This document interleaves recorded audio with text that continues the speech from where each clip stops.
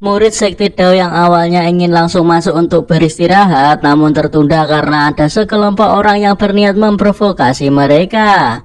Suwuzo yang melihat itu kebingungan mengapa banyak orang yang menantang di luar kediaman Sekte Dao. Gengyong menjelaskan orang-orang ini berasal dari geng kecil yang tidak populer. Mengingat Sekte Dao adalah pemimpin faksi Dao di dunia dan memiliki tanggung jawab membimbing faksi Dao, mereka datang untuk menantang Sekte Dao. Tidak ada rasa malu jika kalah. Jika menang maka menjadi viral karena mengalahkan Sekte Dao. Udi mengusulkan untuk menakuti mereka saja, misalkan melumpuhkan beberapa dari mereka. Kalau tidak, mereka akan menantang setiap hari. Jika itu terjadi terus-menerus, dirinya juga akan merasa muak. Ketika Wudi ingin melakukan apa yang ia katakan untuk memberi mereka pelajaran, Gengyong melarangnya. Hal itu karena Sekte Dao adalah pemimpin faksi Dao di dunia. Jika melumpuhkan orang-orang ini, takutnya membuat reputasi Sekte Dao akan hancur. Terlebih lagi, orang-orang ini tampaknya berasal dari sekte yang berbeda. Selain itu, kelihatannya mereka juga telah membentuk sebuah aliansi. Karena itulah mereka percaya diri untuk menantang Sekte Dao. Gengyong meminta untuk tidak menghiraukan mereka dan meminta agar mereka segera masuk untuk beristirahat. Dirinya lah yang akan mengurus masalah ini. Gengyong meminta Jifeng untuk menyuruh mereka pergi. Jifeng berjalan mendekat ke arah mereka. Ia memperkenalkan dirinya dan memohon pencerahan dari mereka. Kali ini seorang Pak Tua yang akan menantang Jifeng. Penampilan Pak Tua ini tampak terkesan tak meyakinkan. Namun siapa sangka ternyata ilmu bela dirinya lumayan juga.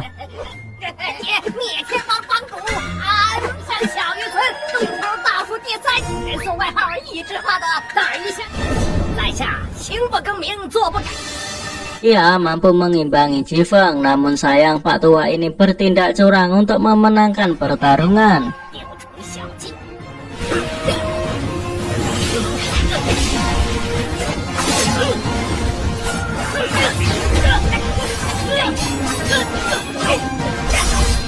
Ia juga menggunakan senjata tersembunyi dari tubuhnya. Melihat itu, Suwuzo dan Gengyong segera membantu Jifeng. Tak disangka senjata yang digunakan oleh Pak Tua itu beracun. Gengyong meminta Wudi untuk memberikan Jifeng penawar racun. Pak Tua itu nampak kegirangan karena dirinya berhasil mengalahkan jenius dari Sekte Dao. Ia berniat ingin mencari 10 pendongeng, membuat buku tentang apa yang telah ia lakukan hari ini dan bernyanyi dengan dunia. Wudi menganggap Pak Tua itu orang yang tercela lantaran melukai orang dengan panah beracun. Pak Tua itu beralasan jika ini disebut semua adil dalam perang. Jika Wudi tak menyukainya, dirinya mengajak Wudi untuk bertarung dengannya. Wudi yang terpancing berniat meladeni Pak Tua itu, namun sekali lagi Gengyong menghentikannya dan meminta Wudi untuk tenang. Gengyong mengetahui jika mereka sengaja membuat Wudi marah. Gengyong mengingatkan Wudi untuk tidak boleh tertipu. Namun Wudi tak menerima hal itu. Sekte Dao yang bermartabat bagaimana bisa membiarkan orang-orang ini merundung kami murid Sekte Dao. Gengyong memberitahu jika saat ini Sekte Dao sedang mengalami penurunan. Sebenarnya dirinya juga sudah tidak tahan dengan ucapan buruk itu. Namun jika benar-benar melawan, takutnya akan benar-benar melukai orang-orang ini. Mendengar hal itu tentu membuat Wudi kesal. Masa ia akan membiarkan mereka begitu saja? Wudi menganggap orang-orang ini sangatlah menyebalkan. Suwuzo akhirnya akan tampil untuk menghadapinya. Gengyong menjelaskan bahwa hal ini terkait dengan reputasi Sekte Dao, mengingatkan Suwuzo agar tidak boleh bertindak sembarangan. Suwuzo meyakinkan Gengyong agar tak perlu khawatir, dirinya punya kebijakan sendiri.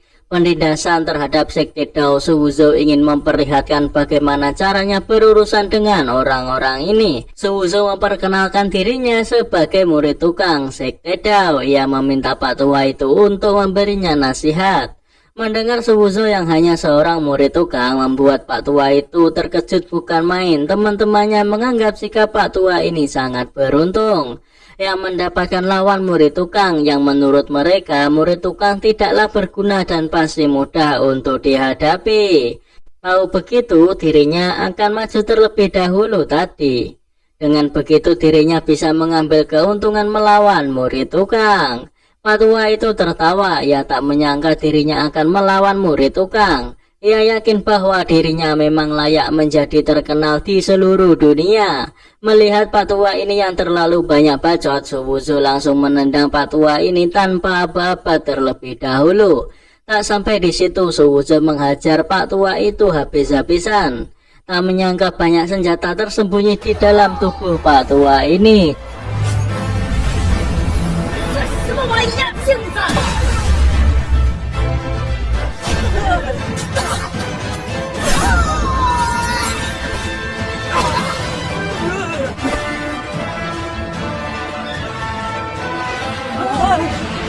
Jika masih ada orang yang tidak takut mati di antara orang-orang ini, Suwuzo meminta mereka semua untuk menyerang bersama.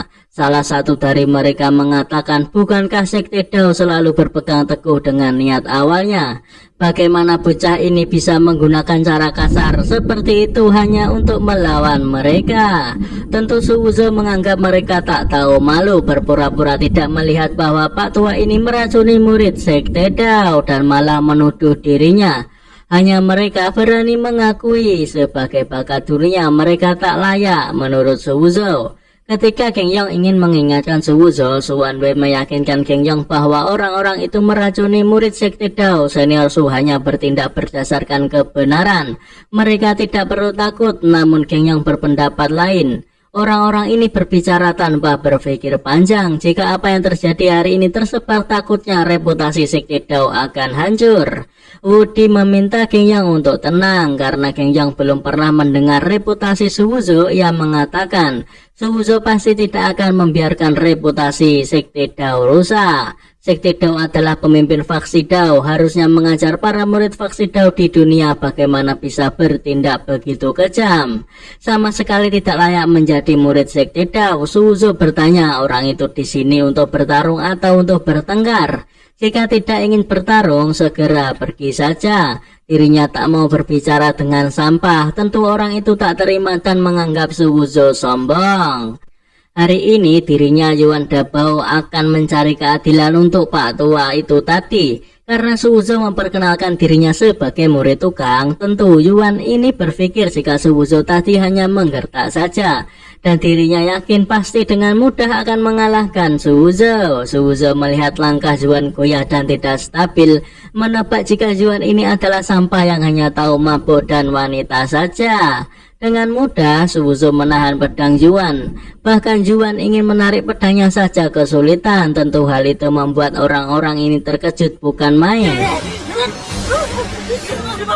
Suwuzo dengan sedikit kekuatannya mematahkan pedang milik Yuan dan menendang Yuan hingga Yuan terguling-guling tak karuan.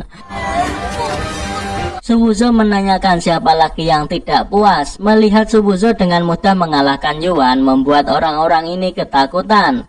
Sebelum para murid-murid baru ini datang, mereka hanya menerima pukulan tanpa melawan. Orang itu bingung mengapa orang baru ini begitu berbeda. Orang itu menganggap jika ini terlalu berlebihan. Ada seseorang yang sedang mengawasi tindakan Sekte Dao. Nampak dari pakaian yang ia kenakan, orang ini sepertinya berasal dari Sekte Juntian.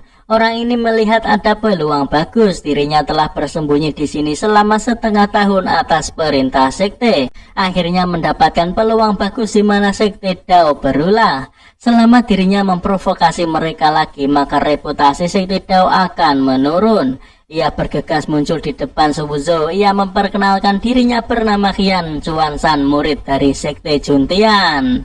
Suwuzo berniat menyerang, namun Qian meminta untuk menunggu terlebih dahulu. Ia mengatakan bahwa ada sesuatu yang tidak ia pahami. Dirinya di sini untuk meminta nasihat. Sekte Dao adalah pemimpin faksi Dao, memiliki tanggung jawab untuk mendidik para praktisi di dunia.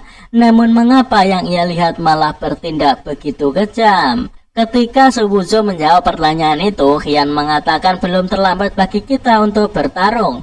Suwuzo menganggap jika Qian ini banyak bacot dan bergegas menyerang Qian dan mengatakan bahwa dirinya akan menjawab setelah selesai.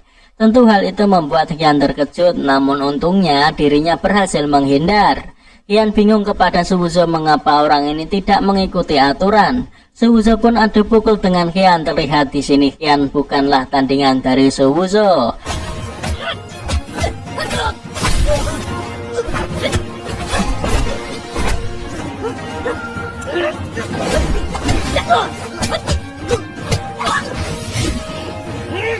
Karena Suwuzo membuat dirinya seperti ini, Qian berniat serius bertarung dengan Suwuzo.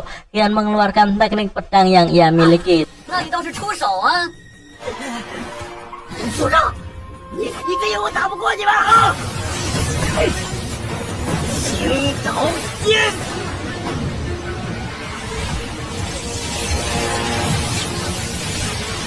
Suwuzo mencoba menggunakan segel yang ia pelajari waktu di pavilion.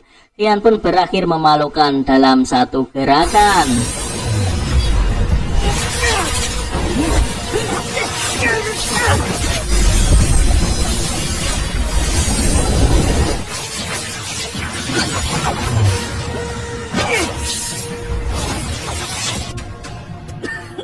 Suwuzo, 一招就干黑了青川山！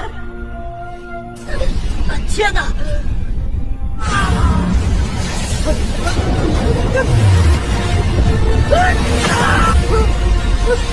你竟然废了我的七海！徐无正，我道宗也有雷霆手段。 Suwuzo menjawab mengapa dirinya bertindak begitu kejam. Kepada para praktisi yang datang untuk meminta nasihat, Sekti Dao pasti akan memenuhinya. Tapi untuk provokatif bajingan seperti mereka, Sekti Dao memiliki balasannya sendiri. Qian beranggapan jika Suwuzo mengada-ada dan kembali memprovokasi orang-orang itu bahwa Sekte Dao sangat kejam. Tak ada bedanya dengan Sekte Iblis. Bahkan ia ingin orang-orang ini menyebarkan berita tentang ini. Agar praktisi di seluruh dunia tahu wajah asli Sekte Dao. Orang-orang itu pun membenarkan dan mereka menginginkan Sekte Dao untuk memberi mereka penjelasan. Suwuzo kesal dan menyuruh mereka semua untuk diam. Ia mengatakan, kalian bilang ke sini untuk meminta bimbingan bela diri dengan Sekte Dao. Tapi orang ini, maksudnya Pak Tua tadi, tubuhnya penuh dengan senjata tersembunyi. Yuan tahu bahwa dirinya adalah murid tukang, jadi Yuan berpikir untuk memanfaatkan dirinya dan mengambil keuntungan dari situasi. Sekte Dao dan Sekte Juntian selalu memiliki dendam. Semua orang tahu bahwa Sekte Juntian telah mencuri uang dari pegunungan dan melakukan hal-hal buruk. Orang-orang ini mereka tidak pantas mendapatkan penjelasan dari Sekte Dao. Seseorang menganggap jika apa yang dikatakan oleh Suwuzo tidak mewakili mereka semua. Suwuzo mengetahui jika maksud mereka adalah kalau salah satu dari mereka berbuat jahat, dirinya tidak bisa menyalahkan mereka semua. Seseorang membenarkan apa yang dikatakan oleh Suwuzo. Suwuzo pun meminta semua untuk mendengarkan dirinya. Suwuzo murid tukang Sekte Dao ini juga merupakan contoh Sekte Dao. Lalu mengapa orang-orang ini menyalahkan seluruh Sekte Dao atas kesalahan yang ia telah perbuat sendiri? Orang-orang itu tak menyangka Suwuzo beralasan seperti itu. Suwuzo mengatakan semua murid Sekte Dao memiliki karakter murni. Walaupun mereka disakiti oleh orang lain juga tak akan bertindak kejam. Namun dirinya berbeda karena perbuatan buruknya. Dirinya sudah lama diturunkan jabatannya menjadi murid tukang. Jadi dirinya tak peduli akan hal tersebut. Chen Changhe tak menyangka akan kepedulian Suwuzo kepada Sekte Dao. Bahkan tidak takut merusak reputasinya sendiri karena mereka telah datang. Suwuzo meminta kepada mereka untuk tidak menyalahkan dirinya karena tidak berbelas kasihan. Mereka pun menganggap Suwuzo gila dan segera melarikan diri. Namun tak begitu saja dibiarkan oleh Suwuzo. Sebelum mereka meninggalkan tempat ini, Suwuzo memberi mereka semua sedikit oleh-oleh.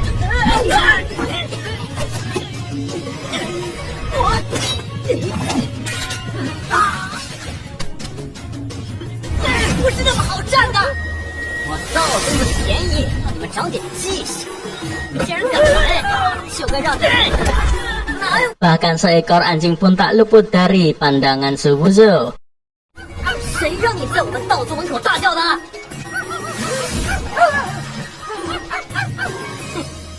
算你们跑得快。徐师兄，以后千万不要再干了！这个疯子，知道天空我就跟我要打两个大手板。 Meski mereka sudah pergi, Rosui tetap khawatir.